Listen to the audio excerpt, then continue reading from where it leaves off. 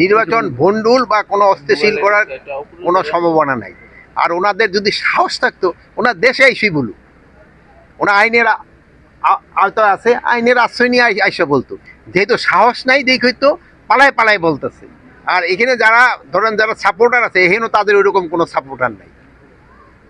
ওনাদের যাদের সাপোর্টার ছিল এবং যে সন্ত্রাসীগুলি ছিল এরা কিন্তু বিভিন্ন জায়গায়। যুক্তরাষ্ট্রের 1 নম্বর জিম চেইন গোল্ড জিম এখন আবারও বাংলাদেশে বসুন্ধরা আবাসিক এলাকা ও বসুন্ধরা সিটি শপিং মলে চলে গেছে, বিভিন্ন দেশে চলে গেছে, এরা বিভিন্ন দেশে আশ্রয় নিয়েছে।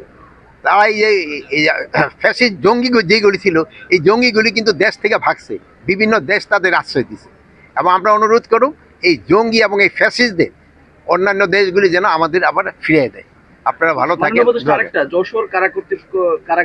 ওটা আপনি ওখানে বলছেন, ওটা সে থেকে কিন্তু গতকালকে মিডিয়া পুরো ডিটেল লিখে দিয়েছে। আরেকটা বিষয় যে আমরা জানি জেলা প্রশাসকের কার্যালয় থেকে জেল সুপার মহোদয়কে কারণ দর্শানোর নোটিশ দেওয়া হয়েছে যে কেন আসলে দেখা করতে দেওয়া হয়েছে এই ধরনের একটা